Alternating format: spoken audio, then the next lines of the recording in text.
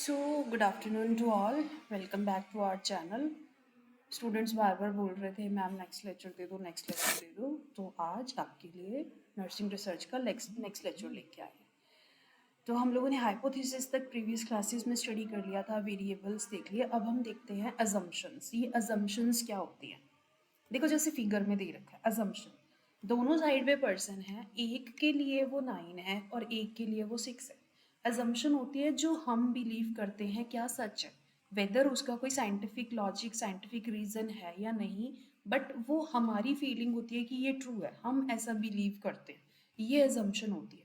तो देखिए जो 9 वाली साइड से देख रहा है उसको 9 दिख रहा है, और जो 6 वाली साइड से देख रहा है उसको 6 दिख रहा है। वो उन अपनी अपनी जगह पे वो दोनों सही है, ठीक है। तो इसी तरीके से रिसर्च अजम्पशंस होती है। देखिए अजम्पशंस आर बेसिकली बिलीव्स और ideas that we hold to be true.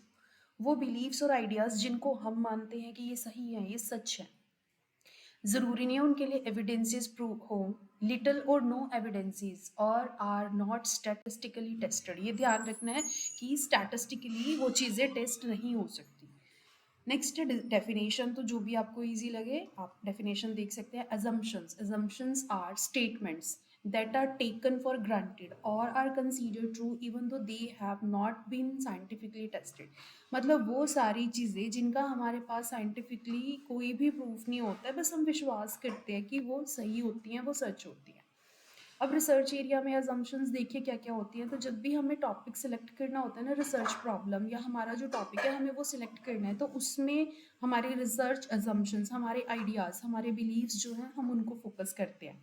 Then theory under investigation, जब भी हम रिव्यू ऑफ लिटरेचर कर रहे हैं, रिव्यू ऑफ लिटरेचर करते करते हमारे माइंड में बहुत सारी चीज़ें आती हैं, बहुत सारी चीज़ें क्लिक करती हैं, उनसे हमें आइडियाज़ मिलते हैं, हमारे माइंड में अजम्पशंस क्रिएट होती हैं। Then phenomena under investigation, again same as the research topic, जो चीज़ हम पढ़ रहे हैं ना उसको हम किस तरीके से इन्वेस्टिगेट कर सकते हैं, वो सही है या उसके लिए हमारे जो भी व्यूज़ हैं वो सारे हमारे अजम्पशंस का काम करते हैं। टू कंडक्ट द स्टडी, उसमें क्या मैथडोलॉजी यूज़ होगी, क्या हमारा इंस्ट्रूमेंट या रिसर्च टूल होना चाहिए, कि कौन सा मेथड यूज़ करके हम डाटा एनालिसिस कर सकते हैं, तो वो सारी चीज़ों में भी हमारी अजम्पशन आती है। Then to present the result, जो हमने रिजल्ट एनालाइज किया उसके लिए हम लेवल ऑफ सिग्निफिकेंस लेते हैं, तो वो लेवल ऑफ सिग्निफिकेंस के अकॉर्डिंग हमारा जो रिजल्ट है वो कैसे हमें प्रेजेंट करना है, कैसे कैलकुलेट करना है। Then participants in the study, actual में मैं स्टडी किन लोगों पे करूँ, पार्टिसिपेंट्स कौन होंगे, तो ये सारी चीज़ें ना हमारी अजम्पशंस होती हैं जो रिसर्च में हम डिसाइड करते हैं। देन ए कंपैरिजन, अब हाइपोथेसिस और रिसर्च का हाइपोथेसिस और अजम्पशन का कंपैरिजन। तो इसमें देखिए अजम्पशंस क्या है, वो बिलीव्स, वो आइडियाज जिनको हम सच मानते हैं, जबकि जो हाइपोथेसिस है वो प्रेडिक्शंस होती हैं। प्रेडिक्शंस मीन्स जिनको हमने प्रूव करना है, वो रिजल्ट्स जो एज्यूम्ड हैं और हम उन्हें ट्रू प्रूव करेंगे by using the statistical methods. Second difference देखते हैं। तो एग्जम्पशंस में देखिए क्या होता है, लिटिल और नो एविडेंस, जरूरी नहीं है जो हम बोल रहे हैं हमारे पास उसका एविडेंस हो। फॉर एग्जाम्पल मैं बोलूँ भगवान है, लेकिन मेरे पास उसका कोई एविडेंस तो नहीं है ना, लेकिन फिर भी हम मानते हैं भगवान है। अब इसी के अपोजिट हाइपोथेसिस क्या है, जब हम स्टैटिस्टिकली टेस्ट कर सकते हैं उस स्टेटमेंट को जो हम दे रहे हैं, तो वो हाइपोथेसिस होती है। देन थर्ड डिफरेंस की बात करते हैं, तो रिसर्चर जो है वो कोरिलेशन डेवलप करने की कोशिश करता है इन अजम्पशन, जबकि हाइपोथेसिस में रिसर्चर प्रिडिक्ट करता है रिलेशनशिप की, जो भी वेरिएबल्स हैं उनके बीच में क्या रिलेशनशिप है, और वो उसे स्टैटिस्टिकली टेस्ट करता है, प्रूव करता है। अजम्पशंस का फोर्थ डिफरेंस देखते हैं। तो इसमें क्या होता है, देखो जो भी हमारी अजम्पशंस है ना, हम क्वालिटेटिव, डिस्क्रिप्टिव, एक्सप्लोरेटिव, इन सारी स्टडीज में हमारी जो अजम्पशंस हैं वो फॉर्मुलेट करते हैं। और इसके साथ साथ may be used in non cause effective, जहाँ पे किसी तरीके का कोई कॉज एंड इफेक्टिव रिलेशनशिप नहीं है, वहाँ पे हम अजम्पशंस बनाते हैं। हाइपोथेसिस जो है वो कहाँ यूज होते हैं, क्वांटिटेटिव स्टडीज में, जहाँ पे हम न्यूमेरिकली, स्टैटिस्टिकली मेथड्स यूज करके रिजल्ट को प्रूव करते हैं। इसके बाद आ जाते हैं यूजेस ऑफ एजम्पशन। अब एजम्पशंस का यूज कहाँ का है, तो जो एजम्पशंस हैं ये research is build upon assumptions. हमारा जो रिसर्च है ना, हम जो टॉपिक सिलेक्ट करने से लेके एनालिसिस तक जाते हैं वो पूरा एजम्पशंस पे बेस्ड होता है। जब तक हम एज्यूम नहीं करेंगे हम रिसर्च ही नहीं कर सकते। देन एजम्पशंस जो है वो हमें बेसिस प्रोवाइड करते हैं कि हमें जो रिसर्च स्टडी है वो किस तरीके से करनी है। जैसे देखिए assumption में क्या बोला इन्होंने एग्जाम्पल में, students don't want to come into the library, they prefer to study at coffee shops. अब इससे हमें रिसर्च क्वेश्चन मिल गया, मतलब ये तो हमारी अजम्पशन थी ना कि स्टूडेंट ऐसा प्रेफर नहीं करते लाइब्रेरी जाएं, कॉफी शॉप पे बैठ के पढ़े, ये उनकी अजम्पशन है। अब इसी को ही जब हम रिसर्च क्वेश्चन में कन्वर्ट करेंगे तो क्या होगा, how do students decide where to study. अब ये स्टूडेंट्स से हम रिव्यूज लेंगे, उनका सर्वे करेंगे, इंटरव्यू लेंगे, डिफरेंट मेथड्स जो है वो उन पे यूज करके उनका इवेल्युएशन करेंगे, उनका डाटा कलेक्ट करेंगे, फिर उसको एनालाइज करेंगे, समझे। तो एजम्पशन से हमें हमारे रिसर्च का बेसिस मिलता है।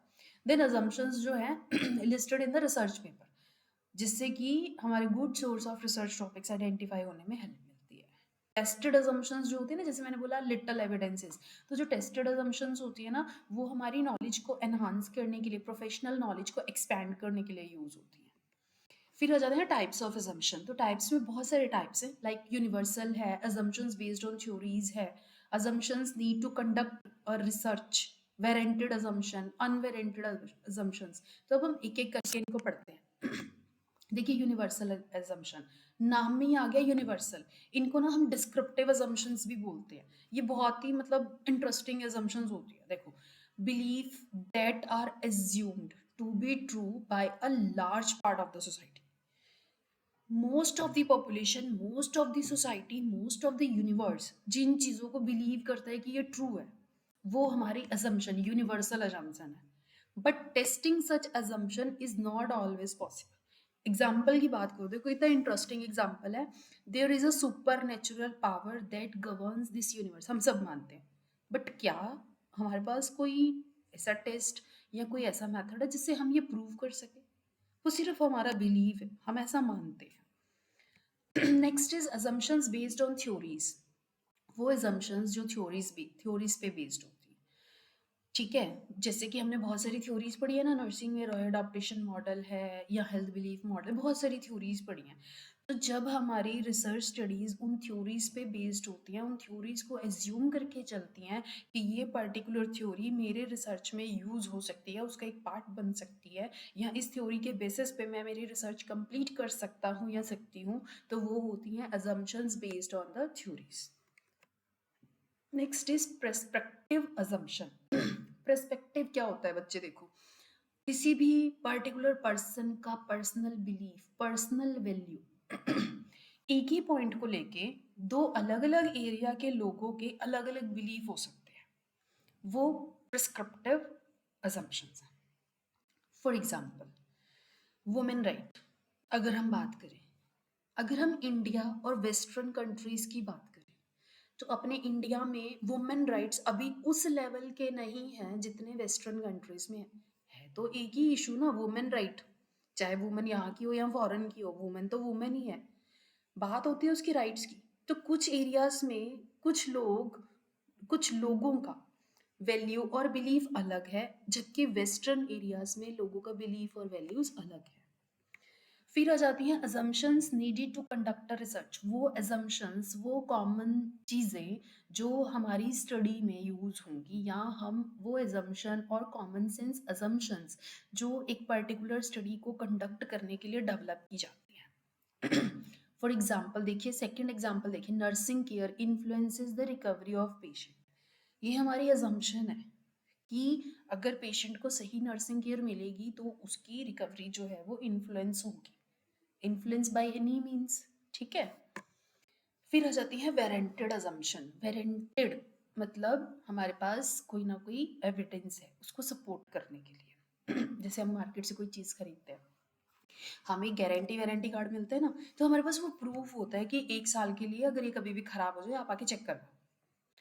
इसी तरीके से कुछ वेरेंटेड अजम्पशंस होती हैं जिनके लिए हमारे पास कुछ एविडेंसेस जो है वो होते हैं।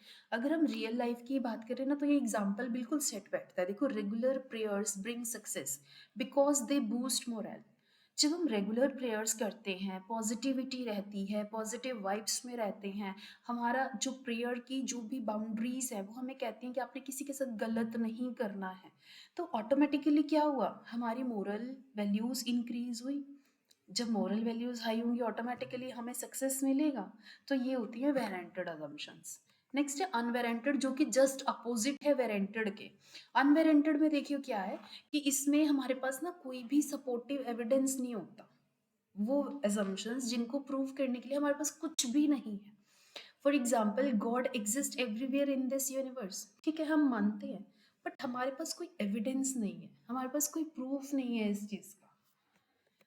फिर आ जाते हैं आइडेंटिफाई टाइप्स, मतलब कुछ कॉमन एग्जांपल्स assumptions के।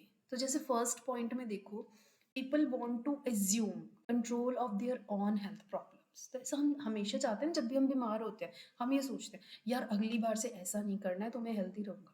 लेकिन क्या हम कर पाते हैं? हम सोचते हैं हम कंट्रोल ले लेंगे अपनी हेल्थ पे, अपनी हेल्थ प्रॉब्लम्स पे। Then increased knowledge about an event lowers anxiety about the event.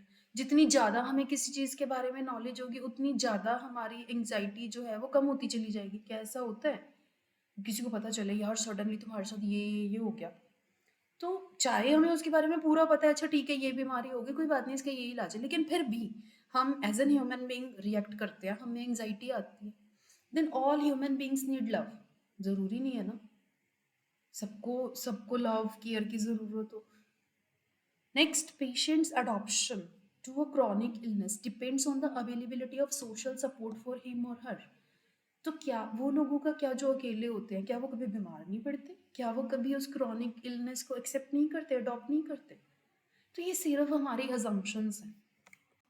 Next है डिलिमिटेशंस। आई होप assumptions आपको समझ आ गया होगा, वो चीज़ें जो हम एज्यूम करते हैं और ज़रूरी नहीं है कि उनका कोई वैलिड साइंटिफिक एविडेंस जो है वो अवेलेबल हो सकता है, बट हर बार हो ये ज़रूरी नहीं है। देन है डिलिमिटेशंस। तो डिलिमिटेशंस, रिसर्चर डी लिमिट, किसी चीज़ को बाउंड्रीज में सेट कर देना। तो रिसर्चर जो भी स्टडी करने से पहले अपने रिसर्च की बाउंड्रीज सेट करता है वो होती हैं delimitations. Boundaries set by the researcher. आप फोटो में देखो उसने एक अपनी साइड में एक सर्कल बना लिया, तो वो सर्कल क्या है? रिसर्चर सिर्फ उसी सर्कल में रह के ही काम करेगा, वो उससे बियॉन्ड नहीं जा सकता। तो ये डिलिमिटेशन है। और आप कभी भी कोई भी डेजर्टेशन उठा के देखना, हमेशा स्टार्टिंग के फर्स्ट चैप्टर ऑफ द जो इंट्रोडक्शन चैप्टर होता है उसी में आ जाती है हमारी डिलिमिटेशंस। फिर है लिमिटेशन। लिमिटेशन होती है वीकनेस। अब पिक्चर में देखो क्लियर दिख रहा है ना, मतलब वो आगे जाना चाह रहा है लेकिन कुछ कोई चीज उसको पीछे खींच रही है। तो इसी तरीके से जो वीकनेसेस होती हैं स्टडी की, फॉर एग्जांपल मैंने बोल दिया डीलिमिट कर दिया पहले कि मैं सिर्फ स्टाफ नर्सिस पे मेरी स्टडी करूंगी, लेकिन स्टडी करते वक्त मुझे लगा नहीं इसमें तो और मेंबर्स ऑफ हेल्थ टीम भी इंक्लूड होने चाहिए थे, बट क्योंकि मैं पहले से डीलिमिट कर चुकी हूँ अब यहाँ पे वो मेरी लिमिटेशन में कन्वर्ट होगी, वीकनेस में कन्वर्ट होगी, मैं चाह के भी दूसरे लोगों को उस स्टडी में इंक्लूड नहीं कर सकती, तो वो लिमिटेशन हो गई। Next is challenges faced by the researcher. वो सारे चैलेंजेस जो रिसर्चर के कंट्रोल में नहीं होते, जैसे मैंने अभी आपको बताया। और हमेशा लास्ट चैप्टर्स में हमारा जो लिमिटेशंस हैं वो मेंशन होती हैं। डिलिमिटेशन फर्स्ट चैप्टर में होगी और लिमिटेशंस लास्ट चैप्टर्स में जाके आएगी। फिर है पर्पसेस। अब डिलिमिटेशन और लिमिटेशन के पर्पसेस क्या है? तो देखो जो स्टडी है ना उसकी रेंज को कंट्रोल करना, कितना टाइम हम हमारी स्टडी को देंगे। जैसे हर ज़्यादातर रिसर्च उसमें डेजर्टेशंस में हमने लिखा होता है ना study is limited to 4 weeks only, तो ये हमारे टाइम को कंसाइज कर देते हैं, लिमिटेड कर देते हैं। Then clearly define and narrow down the scope of the study, मतलब हम लिमिटेड है हर चीज़ के लिए। हमने पहले से ही बता दिया भी मैं या तो ये करूंगी मेरी स्टडी में, अब मैं उसके बाहर जाके कुछ नहीं कर सकती। तो जब पहले मैं बता रही थी कि मैं सिर्फ ये करूंगी वो मेरी डिलिमिटेशन है, बाद में मेरे को लगा कि मेरे को इसके बाहर जाना चाहिए था, अब मैं नहीं जा सकती, तो वो मेरी लिमिटेशन है। Make study feasible and practicable. अब डिलिमिटेशंस क्या करती है हमारी स्टडी को फिजिबल करती हैं और एक्चुअल में हम उसे प्रैक्टिस में लेके आ सके, वो ऐसा करती है। लास्ट पॉइंट में इन्होंने दिया आइडेंटिफाई द कंस्ट्रेंट्स और वीकनेसेस। जो भी हमारी स्टडी की स्ट्रेंथ्स या वीकनेसेस होती है ना उनको आइडेंटिफाई करने में और उससे रिलेटेड एविडेंसेस जनरेट करने में हेल्प करते हैं। फिर है डिलिमिटेशन की हेल्प से अब रिसर्चर क्या कर रहा है, वो अपने रिसर्च को क्रेडिबिलिटी, उसके जो रिसर्च आइडिया है ना उसको क्रेडिबिलिटी और जर्नलेबिलिटी दे सकता है जो भी उसकी फाइंडिंग्स आएंगी।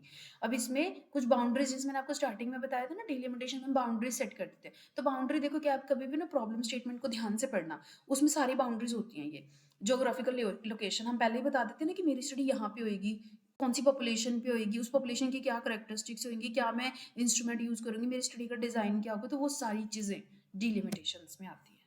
आई होप यहाँ तक आपको सबको समझ आ गया होगा। फिर आती है कुछ फ्रेजेस कि हम जो डिलिमिटेशंस हैं या लिमिटेशंस है वो किस तरीके से लिखते हैं। तो यूजुअली आपको इस तरीके से लिखा मिलेगा, द स्टडी डजंट कवर मतलब जो मैं नहीं कवर करना चाह रही ना वो इसमें आगे मेंशन हो जाएगा। The study doesn't cover the other members of the health team, the study is limited to इतने लोग ओनली या इतनी पॉपुलेशन ओनली या this population only, this researcher limited this research to, उसने कितना टाइम कितना ज्योग्राफिकल एरिया, वो सारी चीज़ें हम इस तरीके से लिखते हैं। नेक्स्ट आ जाते हैं कुछ एग्जाम्पल्स। तो एग्जाम्पल्स में देखिए स्टार्टिंग पॉइंट से लेके लास्ट पॉइंट तक सारे एग्जाम्पल्स आएंगे। तो देखो फर्स्ट एग्जाम्पल देखते हैं जिसमें पर्टिकुलर एरिया और सेटिंग बताई है। तो this study was limited to the single health care centre of the study, मतलब एक ही सिटी के उस पर्टिकुलर हेल्थ केयर तक ही लिमिटेड है, क्योंकि मेरे पास टाइम फंड सारी चीज़ें लिमिटेड है। देन सेकंड में देखिए the study will be restricted to the nurse with diploma qualification. मैंने बता दिया कि भाई जिन लोगों ने डिप्लोमा क्वालिफिकेशन किया है उन्हीं नर्सिस पे मैं मेरी स्टडी करूंगी। क्यों? क्योंकि मुझे एक होमोजेनिसिटी मेंटेन करनी है ना, सबका जो लेवल है उनका जो भी एजुकेशन है जो एक्सपीरियंस है वो सारी चीज़ें सेम होनी चाहिए। अगर मैं डिप्लोमा और डिग्री के बीच में चली जाऊंगी तो वहाँ पे बायस होने के चांसेस है। फिर उसके बाद थर्ड देखो, in the present study sample was not drawn using random sampling. अब यहाँ पे मैंने सैम्पलिंग टेक्निक को रिस्ट्रिक्ट कर दिया, क्योंकि हो सकता है रैंडम सैम्पलिंग से मेरे को प्रॉपर सैंपल ना मिले। तो मैंने क्या किया, सैंपल साइज को रिस्ट्रिक्ट कर दिया, सैम्पलिंग टेक्निक को रिस्ट्रिक्ट कर दिया। फिर देखो नेक्स्ट में फोर्थ पॉइंट में क्या बोला है। तो देखो फोर्थ पॉइंट में क्या बोला है, the present study locally published studies were considered for review literature. मतलब इसमें मैंने रिव्यू ऑफ लिटरेचर बता दिया कि मैं कैसे करूंगी, कौन सी चीज़ें लूंगी। फिर इसी तरीके से मैथड बता दिया, इसी तरीके से डाटा बता दिया, इसी तरीके से फॉलोअप बता दिया। तो नेक्स्ट देखिए, अब नेक्स्ट में यूजेस, हम किस तरीके से डिलिमिटेशन, ये सारी चीज़ें हम पीछे पढ़ चुके हैं। हमारी स्टडी को स्कोप उसको डिफाइन करना, उसमें जो भी पैरामीट्रिक एम्बिग्यूटी है वो सारी चीज़ों को बताना, हमारी स्टडी फिजिबल है या नहीं, प्रैक्टिसेबल है या नहीं, उसकी बाउंड्रीज को सेट करना। तो ये सारा डिलिमिटेशन के यूजेस में आ जाता है। फिर आ जाते हैं टाइप्स। टाइप्स दो होते हैं देखो बच्चों, थ्योरेटिकल डिलिमिटेशन और मेथोडोलॉजिकल डिलिमिटेशन। नाम में ही आ रहा है, एक थ्योरी से रिलेटेड है, एक मेथड और प्रोसेस से रिलेटेड है। तो जो थ्योरेटिकल डिलिमिटेशन है ना, उसमें जो भी थ्योरेटिकल कंसेप्ट आते हैं हमारी स्टडी में जो लिमिटेड होता है, जो स्पेसिफिक होते हैं, फॉर एग्जांपल ऑपरेशनल डेफिनेशंस।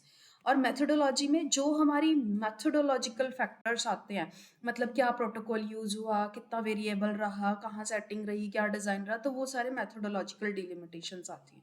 फिर ये कुछ गाइडलाइंस है कि हम जो डिलिमिटेशंस हैं वो कैसे लिखते हैं।